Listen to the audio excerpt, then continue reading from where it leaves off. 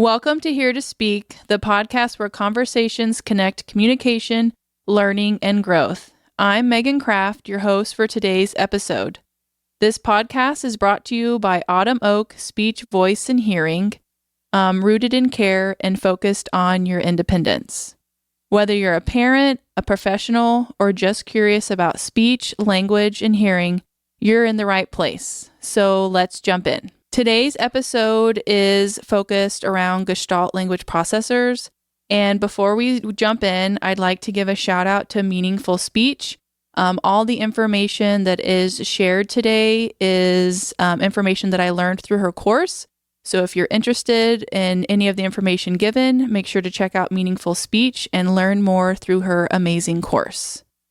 All right, I am GLP trained or NLA trained, which means I took the course, as mentioned before, by Meaningful Speech, and I finished the videos, I read through the notes, and I completed the test.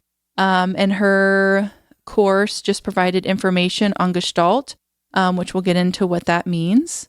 So while taking the course, I've noticed there's some common questions about Gestalt processing versus analytical processing.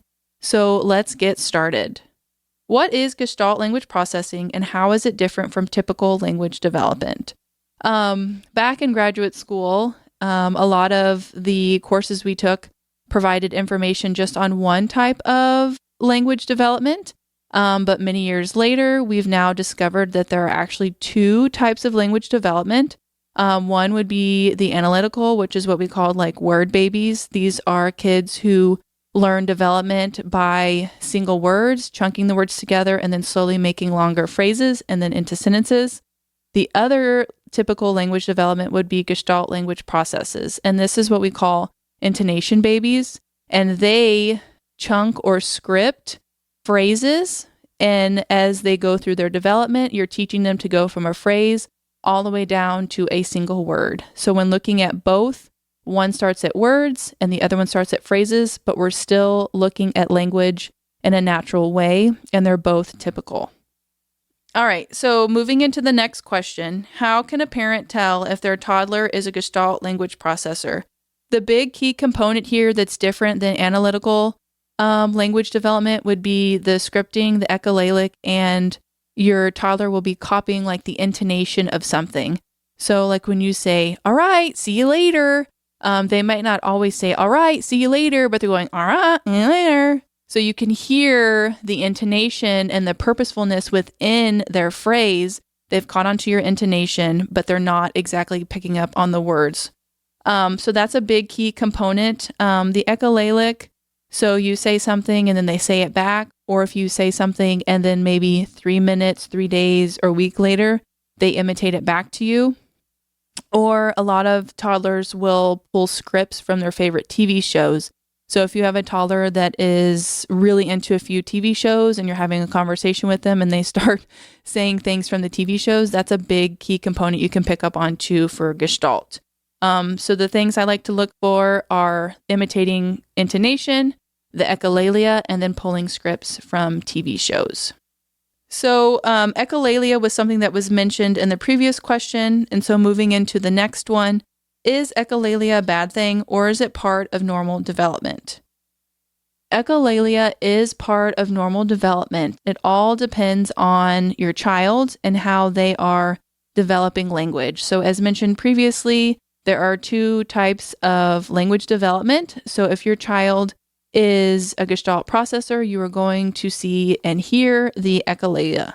So it's not something to be alarmed about. It's something that you can bring to professionals or to your speech path, to your doctor, say, hey, I think this is what I'm noticing.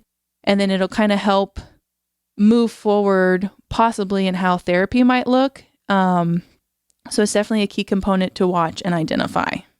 So echolalia is not a bad thing. The next one, what does the language journey look like for a Gestalt language processor? So Gestalt language processors, they are the intonation babies, and you are looking at where they're gathering their phrases, where they're gathering their intonation, and you are building the environment around that. So a lot of the kids I work with, their favorite thing is it's a, and then you label. So like it's a sun, it's a sheep, it's a dog, it's an apple. And so you tailor your activities towards a lot of their phrases that they already have in context. And whether they're using it in a purposeful way or they're just learning how to put it in context, you would make your activities fit the scripts that they have as they go through the stages. But we'll get to that later. The first few stages are just the kid making and creating their own phrases in context.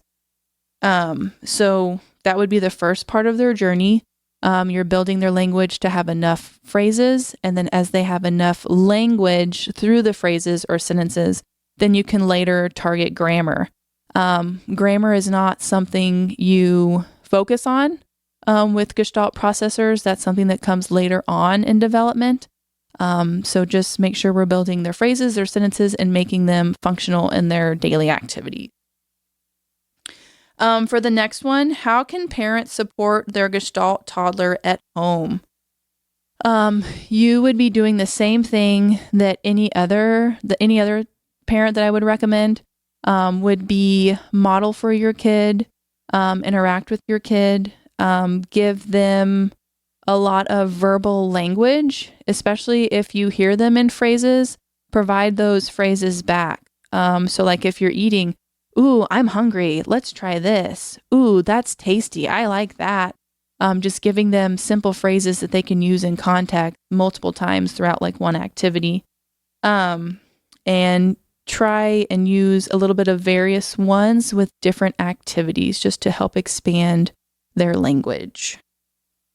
And then for the next one, should I correct my child's scripts or encourage them to say new things? For a Gestalt processor, you are not focusing on the grammar. You're just looking and listening for the scripts that they're utilizing within conversation. So you wouldn't want to correct their scripts. Some kids pick up one script and then start pairing another script together, which shows that they're traveling through the stages. So that's a plus. If your child has been identified as a Gestalt language processor, I would hope they're probably in therapy or you've had the conversation with a speech therapist who can help you with the carryover of the stages at home and how to target them specifically. But I would recommend not correcting them, just kind of using them and placing them in context to make them more successful. And yes, you can encourage them to say new things, but they might not always pick up on them immediately. Again, echolalia, it could be immediate or it could be delayed, and each kid is different on how delayed the echolalia is. A lot of kids hear things and then the next day will say it, or it may be a few days, few weeks, or a few months down the road. And it's really cool to see a parent be like, oh yeah, I think I said that. And then like they picked it up. And so you start to see where they pick up their scripts and you start to learn how to add into those. Let's see. What role does an SLP play in helping Gestalt language processors? If you are just now starting your journey, you can look for a local speech pathologist. Meaningful Speech has a website and it shows all of us that have been certified within her course. It is a place where you can find one of us across the entire nation. So depending on where you're listening to this, you can look up the state and see if there's any Gestalt language processors who are certified in the program and they can help you and your child through the process. If you are the first time seeing a speech pathologist and this is the first time you're hearing this, just know that you're in the right place because that speech pathologist can help support you and move you through this journey and help show you that this is a typical development and it's just a different, something maybe new or different than you might not be used to. However, it is typical and it's something that your kid can still learn language. It just is a little bit different until you kind of understand how they're processing and taking in language. And then the speech path is always there for any of your questions or concerns. and to help support if you feel uncomfortable or if you're kind of not sure how to go about modeling with your kid at home. Please ask those questions, and the SLP knows your kid and can provide you those specific scripts or different phrases that your kid enjoys to use in therapy that you can cross over and carry over to home. All right, for the next one, can AAC, which would be like a speech device or a picture board, be used for gestalts? Yes. Meaningful Speech actually has a course on how to support AAC language with Gestalt language. So if you'd like to check that out, please do. But from my own personal experience, TouchChat and SnapCore do have the phrase-based option, which can help support the verbal and visual models that a Gestalt processor may need. And it's also providing them their own way to communicate. You're just using it through a different avenue. And whether it's verbal or through the device, they're still given that option to communicate. So yes, AAC is a beautiful tool to use. For the next one, what are some common myths or misconception about echolalia or scripting? This one is tricky because it really depends on whether you are, I guess, in the field of speech pathology. I view echolalia kind of as a strength. It's something that can give me or anyone that I'm working with the idea of, okay, maybe I should do my therapy this way, because if we're being more echolalic, then we can provide the tools and strategies to work with them through the Gestalt language processes way versus the analytical, which mentioned a while back was like word babies. So we know if they're using echolalia, they are immediately imitating or delayed imitating a whole phrase. And so, hey, maybe I can try and do my therapy with phrases or sentences. And then I think another one too, a misconception is every kid that's echolalic will be diagnosed with autism. That is definitely not the case. With new research and everything that's coming out, we've now identified that the echolalia is part of a typical language development. And so identifying that early on, you can use it as a strength for your child through therapy. And then the speech pathologist can help aid and support their language growth. All right, so moving into our last question, where can I learn more or get help if I think my child is a Gestalt language processor? My first recommendation is to get on your computer and type in meaningfulspeech.com. She is the person that provides the course, both the Gestalt one and the AAC one. So if you have concerns, there's a free 1-hour video that gives you a pretty good baseline on things you can do both in therapy or at home. She does a beautiful job on helping support Gestalt processors and getting more information out there on how to support really any language development. So if you're looking for more help, that would be my first recommendation. If you go and look at meaningfulspeech.com and you're like, you know what, I think I would like to look for a speech pathologist. Again, you can type in the state that you're in and find a local speech pathologist that is certified within the course to help support you on the journey. All right. So thanks for listening to Here to Speak, brought to you by Autumn Oak Speech, Voice, and Hearing. If you enjoyed today's episode, be sure to follow or subscribe so that you never miss a conversation.